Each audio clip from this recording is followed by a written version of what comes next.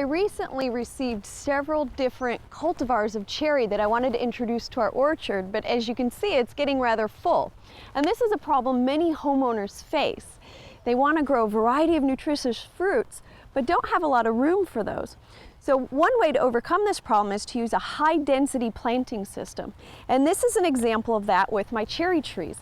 In a high-density system, one way we could do this is by planting 2 to up to 4 trees in a single planting hole, and we space the individual trees fairly close. They're about 18 to 20 inches on center, and so we have a greater variety of fruit growing in a very small area. Another example of a high density planting scheme would be to plant your fruit trees in a hedgerow system, much like how we have our blackberries planted. You would put the individual trees on 2 to 3 foot centers, and eventually you'd have a living wall and an edible wall surrounding your landscape. The final high-density system that we're most familiar with would be an espalier structure, where we have a tree pruned so that it can grow in a very small space.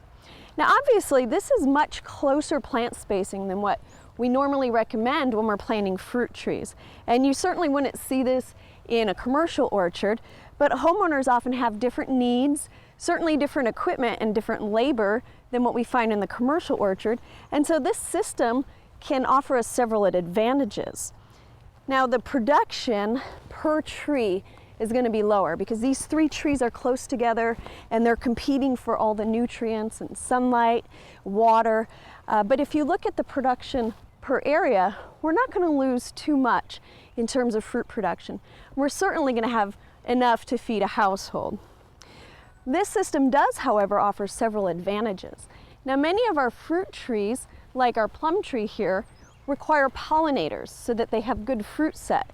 And if you have a small space available to devote to fruit trees, you might not have room for a pair of plum trees for that good pollination. But with high density planting, we could put the 2 trees in one hole and they're right side by side, so we're going to get really good pollination.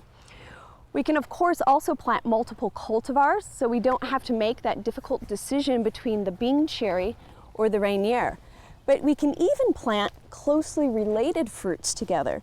For example, plums and nectarines, apricots, and the pluot, which is a hybrid between the plum and the apricot. These all have similar growth habits, and so we could put these together in one hole in a high-density planting scheme. A final advantage would be extending our harvest.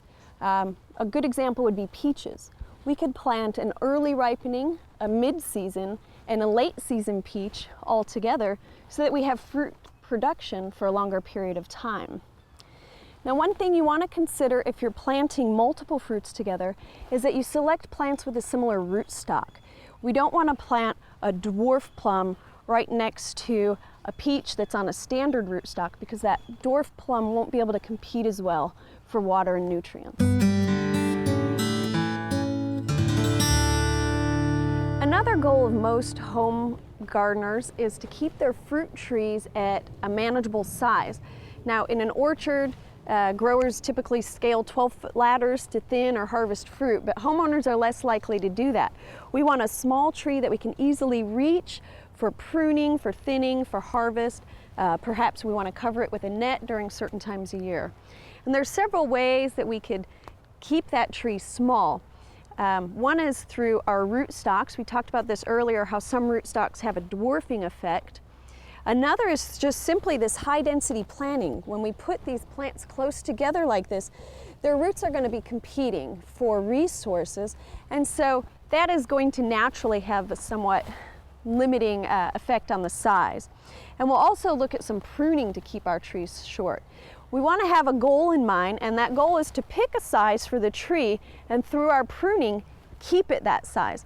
And a good size for our fruit trees would be something that we can reach from the ground or from a short step ladder. So somewhere under 8 feet that we can easily reach in, harvest, prune, and maintain our plants.